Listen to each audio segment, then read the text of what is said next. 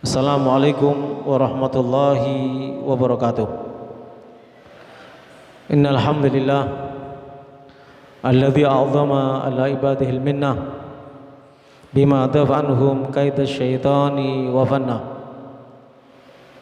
wa radda amalahu wa khayyaba dhanna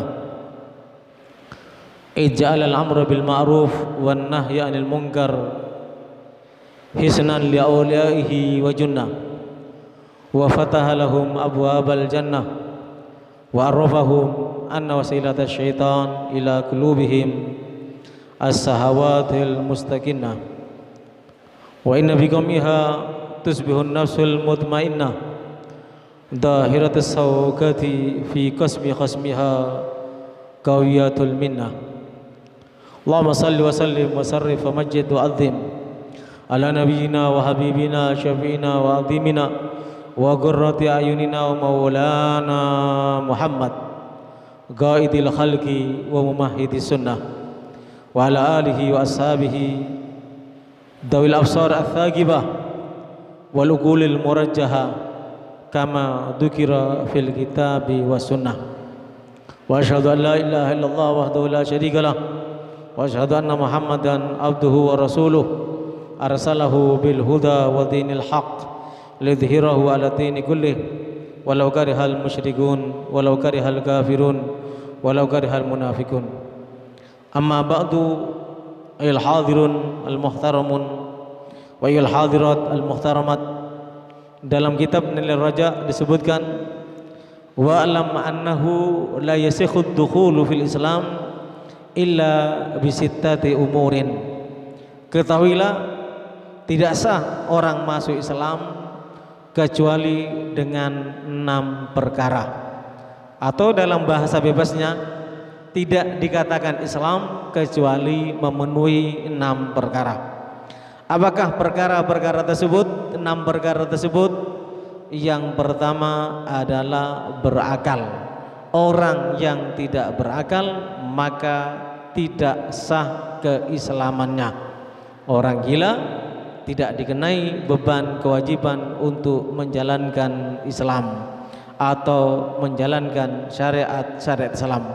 Begitu yang disampaikan oleh para ulama, tentunya juga bersumber daripada baginda Nabi Muhammad sallallahu alaihi wasallam.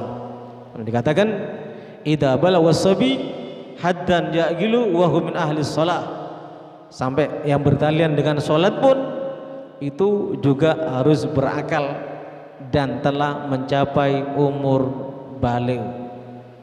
Jadi orang dikatakan Islam yang pertama harus berakal, sehingga dia berkewajiban, orang yang berakal berkewajiban untuk menjalankan syariat Islam. Ya, kalau ada orang Islam menentang syariat Islam berarti tidak berakal. Yang kedua al-bulu, baligh. Karena baginda Nabi Muhammad sallallahu alaihi wasallam menyampaikan rufi al-ghalam, diangkat beban untuk menjalankan syariat dari 3 kelompok manusia, yang diantaranya dari orang anak kecil hingga balik, orang yang gila hingga hilang kegilaannya, dan orang yang pingsan hingga sadar. Jadi balik seperti itu. Atau dalam bahasa yang lain, dalam kitab nanti Safinatun Najah akan dijelaskan siapa yang dikatakan baligh. Tanda baligh itu ada 3. Yang pertama umur 15 tahun. Kalau kita, anak kita, istri kita, perempuan kita, laki-laki kita umur 15 tahun berarti dianggap baligh. Artinya baligh apa? Berkewajiban melaksanakan syariat Islam, baik itu sholat, baik itu puasa, dan yang lainnya, termasuk meninggalkan larangan-larangan Allah. Dia berkewajiban kalau sudah umur 15 tahun. Yang kedua, itu namanya baligh. Yang kedua, umur 9 tahun, laki atau perempuan, tapi telah mimpi basah, telah keluar mani. Ya. Al-ihtilam namanya. Fid dzakari wal untha litis'i sinin. Yang ketiga, tanda orang itu baligh, dikatakan baligh dan artinya berkewajiban menjalankan syariat Islam dan sah kalau masuk Islam apabila dia umur 9 tahun dan sudah haid. Itu yang disampaikan oleh kitab Nailur Raja ini. Yang ketiga al-ikhtiyar, pilihan sendiri. Ya, la ikraha fiddin. Tidak ada paksaan untuk masuk agama Islam. Jadi tidak boleh orang kafir dipaksa masuk Islam, tidak boleh. La ikraha fiddin. Orang Kristen dipaksa masuk Islam, tidak boleh. La ikraha fiddin. Qad tabayyana rusdu minal ghayy. Telah nampak petunjuk atau kebenaran daripada kesesatan. Tentu kalau berdakwah menyampaikan Islam boleh. Kalau orang tanya tentang Islam, tanya tentang sholat, apa manfaat sholat, bagaimana kewajiban sholat, bagaimana cara bersolat, ada orang tanya, kita jelaskan, tidak apa-apa. Walaupun dia orang non Islam, tapi memaksa dia masuk Islam tidak boleh. Ya, sebab itu orang masuk Islam itu harus dengan pilihannya sendiri. Yang kedua, yang keempat, an-nutqu bisyahadatain, mengucapkan 2 kalimat syahadat. Dan yang kelima, mualah. Mualah itu berarti berwila. Orang tidak dikatakan Islam kalau tidak berwila. Artinya wila itu sesuai dengan definisi Islam, yaitu al-istislam wal inqiyad, pasrah dan tunduk kepada syariat Islam. Itu namanya yang dikatakan al-mualah. Jadi dikatakan dalam Al-Quran bahwasanya orang yang beriman itu hanya tunduk kepada Allah dan hanya tunduk kepada Rasulullah sallallahu alaihi wasallam. Apapun yang menjadi permasalahan kita harus kita kembalikan kepada Al-Quran dan kita kembalikan kepada Al-Hadis. Fa in tanaza'tum fi syai'in farudduhu ila Allahi rasulih.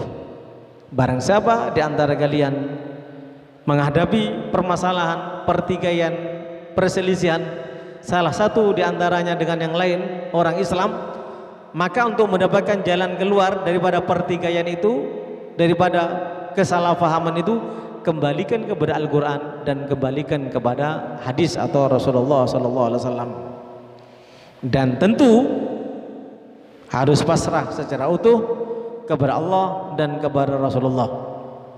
Fala wa rabbika la yu'minuna hatta yuhakimuka fima syajara bainahum wa la yajidu fi anfusihim harajan mimma qadaita. Hati-hati, Allah bersumpah atas nama dirinya tidak beriman. Jadi kalau saya menyampaikan apapun yang saya sampaikan daripada Al-Quran, apapun yang saya sampaikan daripada hadis, tidak ada kaitannya dengan siapapun di luar kita.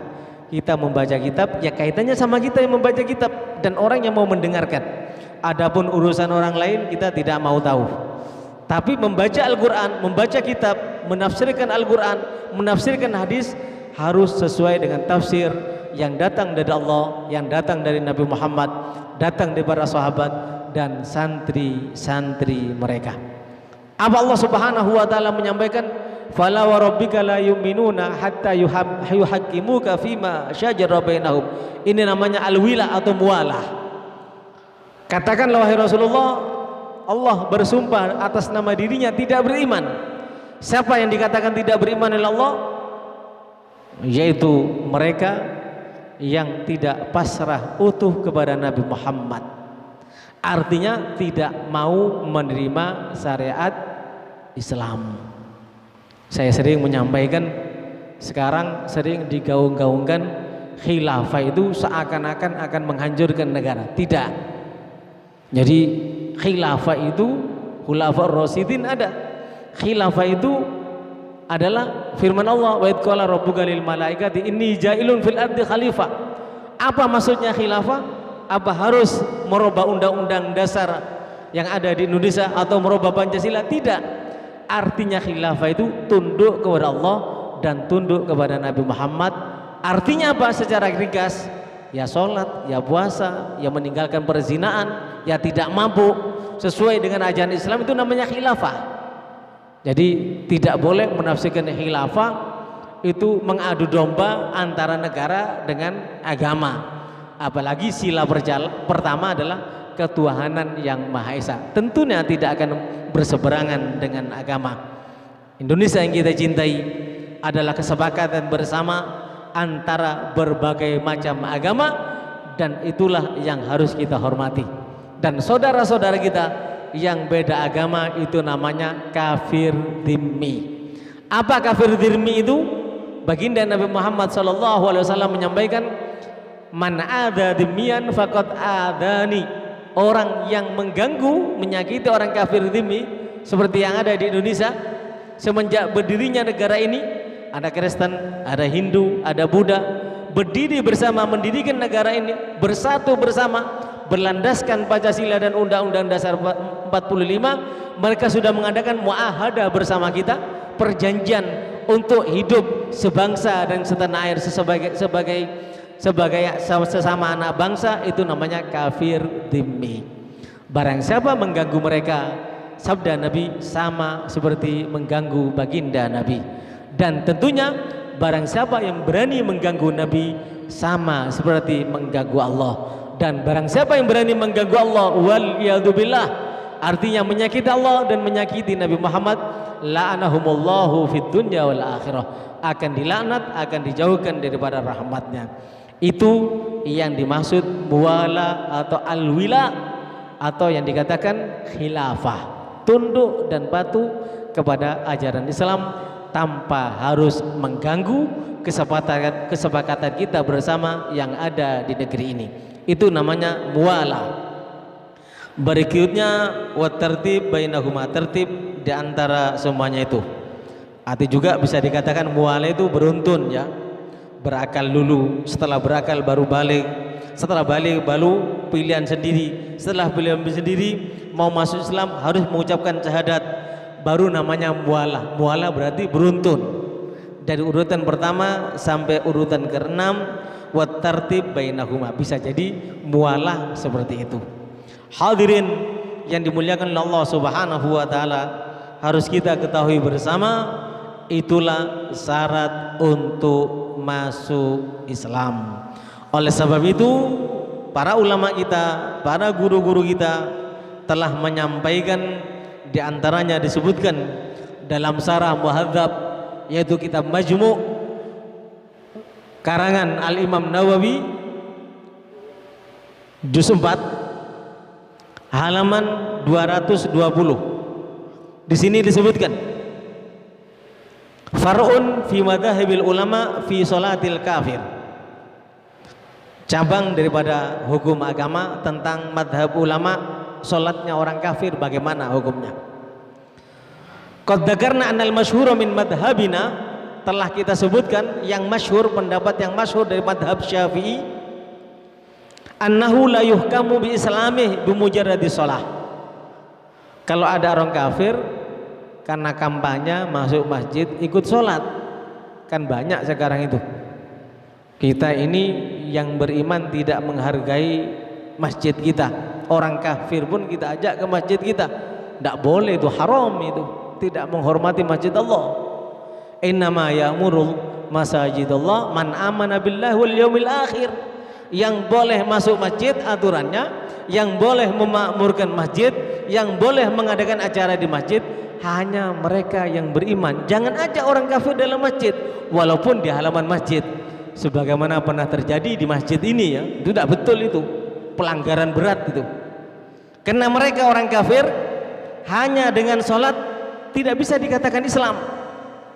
Wabihi qala al-Auza'i, demikianlah yang dikatakan oleh Imam Auza'i dan Imam Malik serta Abu Thawr dan Abu Dawud, walaupun ada pendapat lain.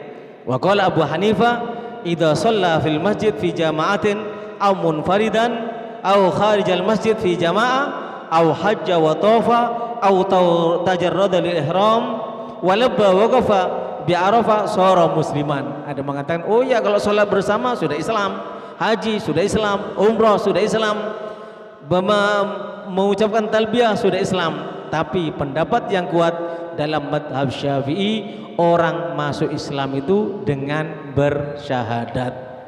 Jadi jangan seumpamanya saya karena tokoh nasional ingin mendapat simpati dari umat Islam, mengadakan sholat duha bersama, sholat berjamaah bersama, lalu masuk masjid, tidak bisa saya dikatakan muslim. Mau muslim syahadat dulu baru dikatakan Islam. Ini yang perlu kita fahami bersama. Ayul hadirun al-muhtaramun, begitulah ajaran yang disampaikan oleh baginda Nabi Muhammad sallallahu alaihi wasallam. Oleh sebab itu ada ketegasan dari ulama kita yang diantaranya disebutkan dalam kitab Muhadzab, wala tasihhu imamatul kafir li'annahu laisa min ahli shalah. Oleh sebab itu, karena orang Islam itu bukan dengan sholat, orang masuk Islam itu bukan dengan haji atau puasa, tapi orang masuk Islam itu dengan syahadat. Kalau ada orang kafir hafal Al-Quran jadi imam, tidak sah karena dia belum bersyahadat, dia belum Islam. Ya. Wa shalla biqaumin lam yakun dzalika salaman minhu. Oleh sebab itu yang jadi makmum tidak sah. Itu ringkasan yang ingin saya sampaikan, yang pada dasarnya kalau kita bahas akan panjang lebar, namun itu yang perlu difahami bersama. Rasulullah sallallahu alaihi wasallam berdasarkan apa yang kita bahas bersama, rufi al-qalam an thalathatin, diangkat kolam atau pena atau beban syariat dari 3 orang. Anisobi hatta yablugh, dari anak kecil sampai dia balik. Jadi tidak bisa orang belum balik masuk Islam atau dikatakan Islam kalau awalnya bapaknya adalah kafir. Yang kedua, wa anin naim hatta yastayqidha, dari orang yang tidur sampai terjaga. Oleh sebab itu dalam kitab ini diartikan berakal, jadi balik berakal. Dan yang ketiga, wa anil majnuni hatta yafiqa, berakal balik, dan orang yang gila sampai dia sembuh daripada kegilaannya. Artinya masuk Islam dengan pilihannya sendiri dan masuk Islam dengan syahadat. Ini yang perlu kita pahami bersama. Mudah-mudahan semua di antara kita tetap ditetapkan dalam keadaan Islam, mempertahankan Islam, mualah atau alwila kepada Allah, tunduk kepada Allah, tunduk kepada Rasulullah, sehingga Islam dan iman kita diakui oleh Allah. Innad dina indallahil Islam. Sebagaimana minggu lalu kita bahas, agama yang diakui hanya Islam. Wa man yabtawi waril islami dinan fala yuqbala minhu wa huwa fil akhirati minal khasirin. Barang siapa mencari agama selain agama Islam, maka ditolak Allah oleh Allah, dan di akhirat dia termasuk merugi. Yang mengatakan semua agama sama, menyamakan Islam dengan agama yang lainnya, dia termasuk yang merugi, karena berarti dia telah keluar dari Islam. Waliyadzubillah. Mudah-mudahan semuanya tidak terjadi kepada kita dan kita diwafatkan dalam keadaan husnul khatimah. Ya Allah biha ya Allah biha ya Allah bismil khatimah. Ya Allah biha ya Allah biha ya Allah bismil khatimah. Ya Allah biha ya Allah biha ya Allah bismil khatimah. Wassalamualaikum warahmatullahi wabarakatuh.